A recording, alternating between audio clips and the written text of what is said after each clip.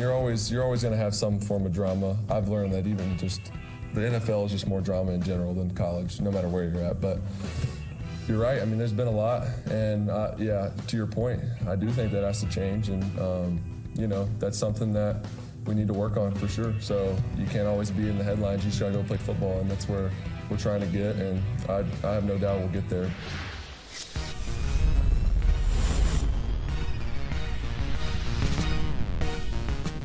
They may get there. It's going to take a little work. It's going to take a little time. It's going to take a little effort. It's going to take a critical decision to be made by someone in Jacksonville as to who the next head coach of the team will be.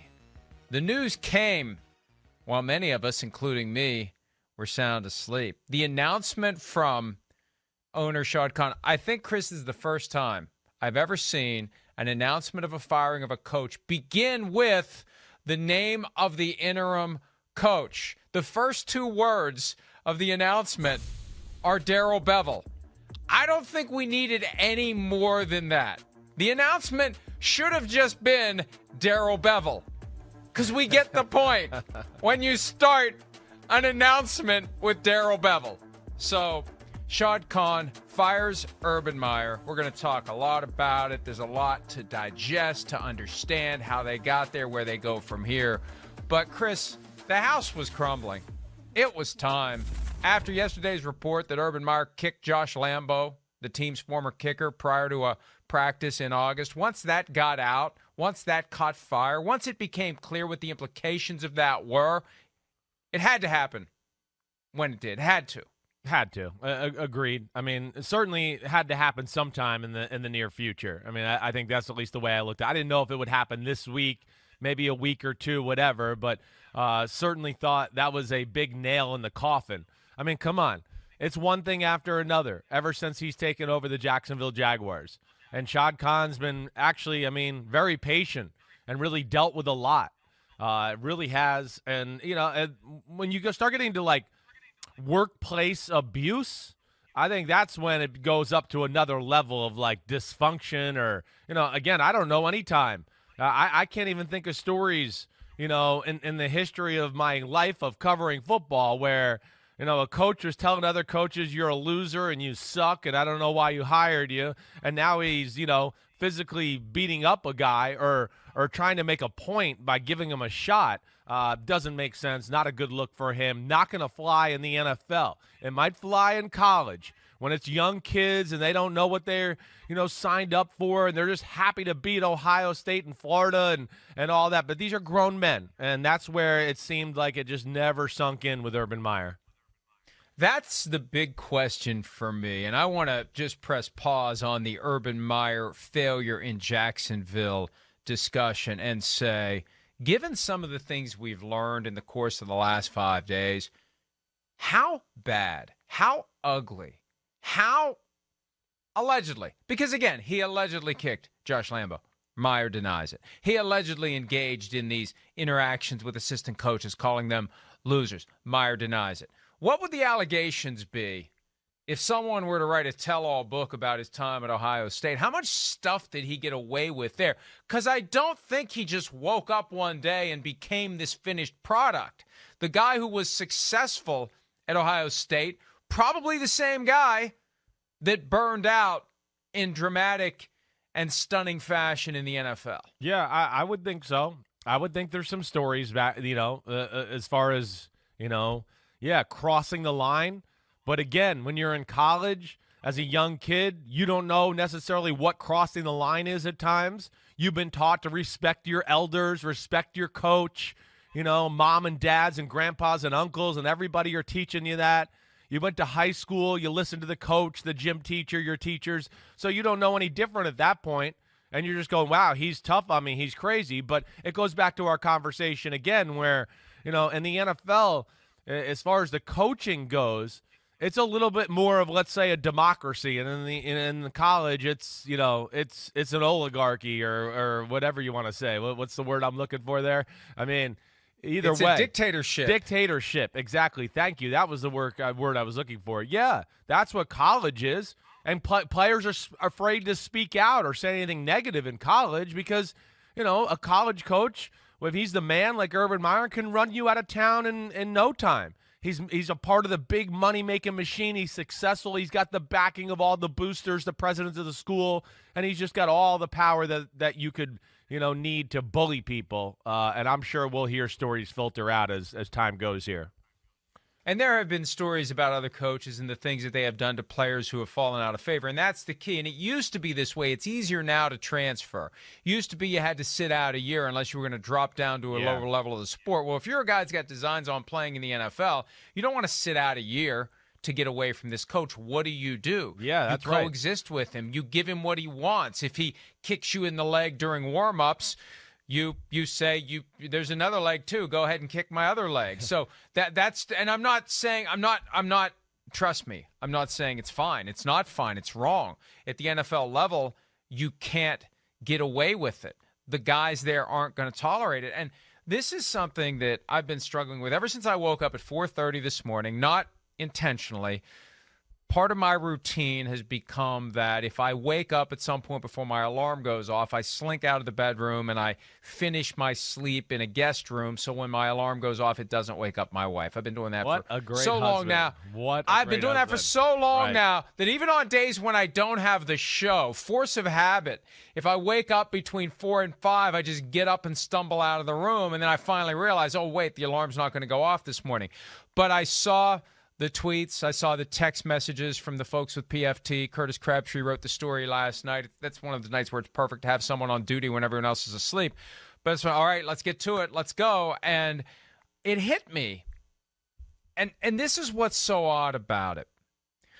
The thing that was the final straw happened in late August. It was reported to the team the day after it happened. It was reported by Josh Lambo's agent to the team's legal counsel. Now, assuming that it wasn't buried and hidden and there wasn't fear, we can't tell Mr. Khan about this, assuming he knew about it, it really is odd that it got buried for as long as it did by the Jaguars and by the league. At some point, doesn't this get reported to the league? I think just the mere fact that it was reported to the team, because it's a personal conduct policy violation. It's workplace violence. Yeah, right. It is. It is. Right. It is. Yeah, he didn't shoot him. He didn't hit him with a baseball bat like Al Capone and the Untouchables, but it's still workplace violence. Yeah. And Josh Lambo said on a scale of 1 to 10, it was like a 5. Well, That's a pretty good kick then. A 5, when 10 is the hardest you can kick somebody, 5 is the kind of thing you shouldn't be doing in any workplace. So this all just like disappeared. And how many of these stories have we had over the last 5 or 6 weeks, Chris, where if so-and-so doesn't say something, if a report doesn't emerge, if this doesn't, we'd never know. If Josh Lambo doesn't go public, we'd never know he got kicked in the leg by Urban Meyer. And maybe he should have been fired for it before week 1 of the season even began. Yeah, listen, I mean, it's justifiable. I'll say that. But, late August, it's still the honeymoon phase. Everybody was excited about Urban Meyer. He was getting used to the NFL. They could probably at that point chalk it up a little bit to like, it's the NFL. He's still getting used to it a little bit. I think a reasonable mind probably could go there, even, a Shad Khan, an owner, whatever. But two, like, for an NFL kicker to be telling people this, in public, it had to be a significant kick, something where you didn't just like laugh and giggle. I mean, that's for sure. I mean, again, I'm not trying to say the kickers of the world or the Ray Lewises of the world, all right? They're not the toughest people on earth, but they're not wimps. And if, you went by as a coach and, hey, they're on one knee stretching and you knocked them over or did something like that, they'd laugh. If you gave them a little elbow as you'd walk by, they'd laugh, just like every other football player. But this had to be to an extent to where the guy went, whoa, what the hell? Like, that hurt? And these are my damn legs that I kick with, and it was unnecessary. And I'm sure I would think, too, within that, there had been an attitude about it that goes with it for that significant kick. And, I guess that's how I look at it. But, yeah, I think they were still in that honeymoon phase there where they were, giving them a little grace period of getting used to NFL life. Okay, fine. Yeah. let's give them the benefit of the doubt that Yeah. they shouldn't have been immediately alarmed and taken immediate action to rectify the situation. Yeah. Whether it's termination, suspension, public admonishment, whatever. And you're right. There's a certain element of self-preservation that comes into this too, because Shad Khan's the guy that had to hire Urban Meyer. And when you make a bad business decision, your first inclination isn't to share that with the world. Right. You don't want to embarrass Right. yourself. Because, look, Chris, I remember how the dominoes were falling back in January. No one was trying to hire Urban Meyer. There wasn't a competition for his services. I'm told he ultimately got something in the neighborhood of $6.5 million per year. That just shows you he didn't have the leverage that these other A-list coaches have. Right. Of all people, Chris Spielman, a former Ohio State player, a guy who has spoken out favorably in support of Urban Meyer in the past, takes over the Detroit Lions. They don't even mention the possibility of Urban Meyer Not even on the getting an radar. interview, Right. a whisper, a whiff. He's nowhere. Right. But Shad Khan's the guy that has to have him. And I understand every move Shad Khan had made when it came to hiring coaches the traditional way, the NFL guys from Mike Mularkey to Gus Bradley to Doug Marrone, the guys who bubble up through the normal process had failed. So maybe he was at George Costanza do the opposite time. But he had to have Meyer. So I think that made it harder. And this is a human dynamic. It made it harder for Khan to say to the world, look how badly I screwed this up. Yeah, I think so too, Mike. I do think, of course, yeah, that would be, the normal human reaction. And what I'll add on to that, Mike, I think with everything you said, and I think it's very true, is, hey, part of the reason Urban Meyer was hired and is Jacksonville is because, hey, we know this. It's SEC country. Urban Meyer's a legend in Northern Florida. He's a legend. So Not anymore. No, not anymore. That's right. But that's what Has anyone done more damage? Has Right. anyone done more damage? So has fallen so far? I'm sorry to interrupt you, No, but this you're just occurred good. to me. Yeah. Has any coach fallen so far from one of the greatest No. of all time at the college level to complete and total what the hell were you even doing here in the first place? Laughing stock at the NFL. That swing, unbelievable. Unbelievable. I It can't is. think of anybody else that's ever had a fall like that. I can't really think of anyone either. I can't. I mean, again, yeah, but yeah, you go through the Jimmy Johnsons, the Dennis Ericksons, whoever, Pete Carroll. I mean, no, it's hard to think of anything like that. Anything as dysfunctional as this. I mean, even like the Bobby Petrino thing, it wasn't this. Everything was good. I mean, nobody was like, okay, yeah, this guy's a little crazy, whatever, but then he just left town and it was over. It wasn't like dysfunctional story after dysfunctional story after dysfunctional story. And I think when you're the Jacksonville Jaguars, yeah, you add up the things that maybe went on during training camp, all those rumors, and then, okay, the season goes along, and man, it's, a lot of mistakes along the way there. And then this story gets brought up about what happened at the end of August. I think that goes, okay, wait, end of August, we swept it under the rug. We chalked it up to he's getting used to the NFL. We got a little more information, and as you could see here, with the urban legend graphic, that to show us that, wait, this guy's got some issues. Like, there's real issues here. And, oh, no, the kicking thing's coming back up again. Uh-oh. Wait, we forgot how messed up that was. All right, it is totally dysfunctional. See ya, Urban Meyer. Darryl Bevel.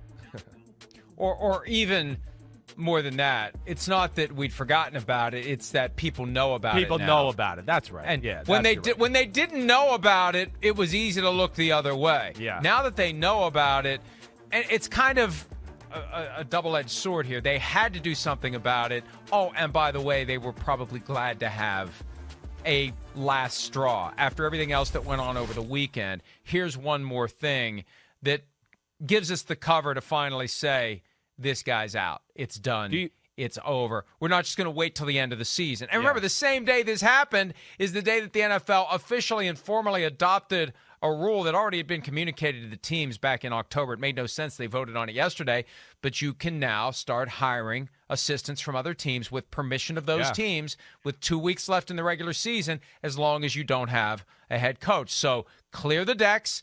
Out he goes. We knew we were going to do it anyway. He's gone. Right. And now we can start planning our next eventual failure when it comes to hiring a coach. Mike, I hope that's not the case. Well, right. I want to ask you because I don't think we've even discussed this. And I know that Shad Khan put up some statements, the last 2 weeks that maybe made both of us or everybody think like, I don't know, maybe Urban Meyer will make it here.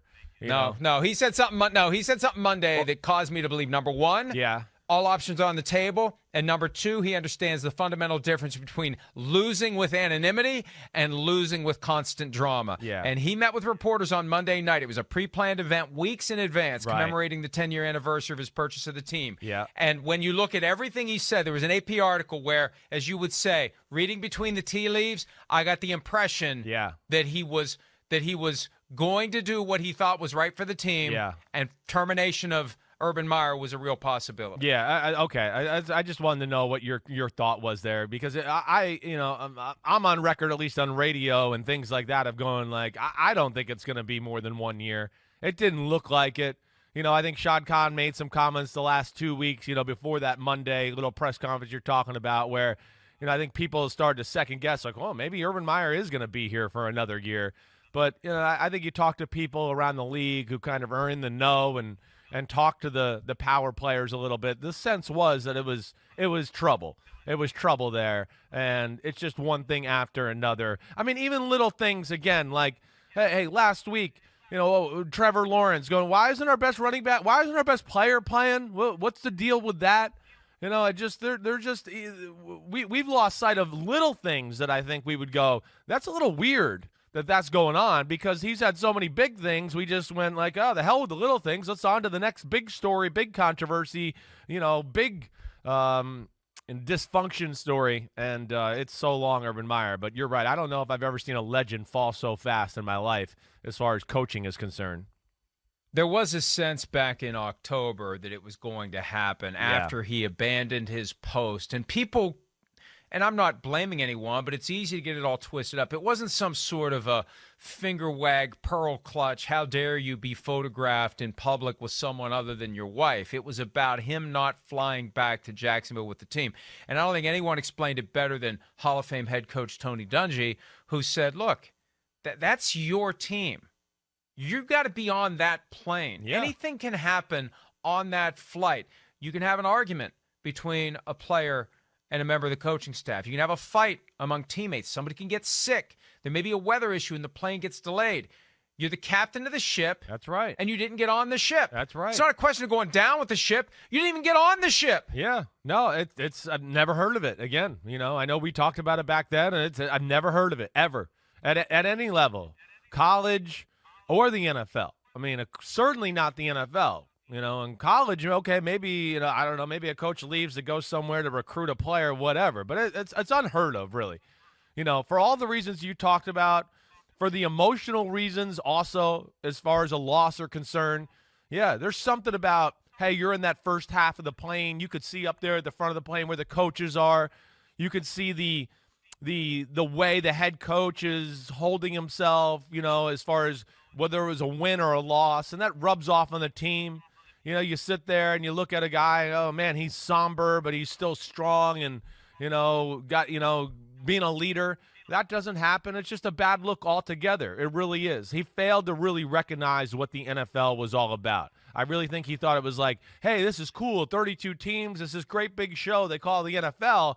And what he realized is no, the NFL is like more nitty-gritty than college. It's grind, it's scheme, it's be creative, it's think outside the box. It's not just, hey, I want this guy, I'm going to schmooze his mom and his dad and be able to say whatever the hell I want to a bunch of young kids and they're going to listen. It's just not that way. And especially not when you're a first-year NFL head coach and you're coaching some guys who have been around the NFL longer than you and understand the NFL way, along with the assistant coaches who have greater experience in the NFL. And he kind of came in like he knew how to run things, and all the rest of these guys are a bunch of idiots. And I think that's what probably wore out this Jacksonville Jaguar organization.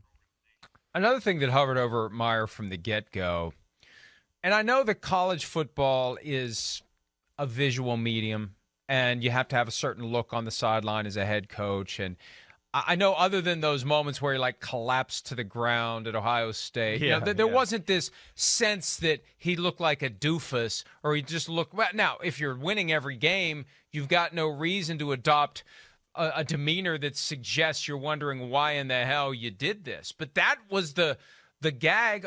Back to the preseason. And this is where a coach has to be constantly aware of the image that he's creating for the cameras that are sending those pictures into millions of homes. And then beyond that, millions of views on YouTube, gifts that are made, whatever the case may be. And I remember that Saints preseason game. He looked miserable. Yeah, that's right. And maybe you can say, well, I'm not miserable. That's just how I am. No, he looked miserable. He had that look on his face of, what am I getting myself into? Why did I do this? I had a good life at Fox. There were no wins and losses. I was making decent money. I could have done that for another 15 or 20 years. Why did I do this? There was constantly that vibe in the images, the videos, and I guess it's fitting, Chris, that the last image we have of Urban Meyer as a coach in the NFL is his handshake with Mike Vrabel. Yeah. Because that pretty much sums up the entirety of the demeanor of Urban Meyer right there. That's it. Make it a poster and hang it on a wall somewhere where no one has to see it. Yeah, no, agreed. It certainly wasn't the best look or the look you'd like to see from a leader or your head coach. You know, the head coach has got to always exude confidence, calmness. You know, wait, we got this situation under control. All right, hey, the game's not good, but okay, hey, there's positives here. We're going to work on the negatives. I mean, they got to send a message to the team, not only with their words, but how they handle themselves on a daily basis. And, I mean, when you just add together, I think the stories of, like we talked about, I think that was yesterday or the day before, training camp, leaving early. I mean, do you think, like, the players didn't realize that, like, Urban Meyer was leaving, like, at an early time at night, 6 o'clock, 7 o'clock? It's unheard of. You know, so I think all those things you added up, and how can you really have the belief of your team with all these stories, the way he's treated people? It's just been an issue. And listen, I also think, hey, I'll throw this out there. And of course, this guy's never going to admit this, but I mean, the fact that the quarterback broke the huddle down grinding after the Ohio thing where Urban stayed there, I think that told you a lot right there, that they were willing to take a shot at him in the middle of the field. Even the rookie quarterback was willing to. Again, you know, Bill Belichick did something stupid or, you know, some other good coach in the NFL. I don't think the players would have the guts to do something like that with him or the other coaches on the field.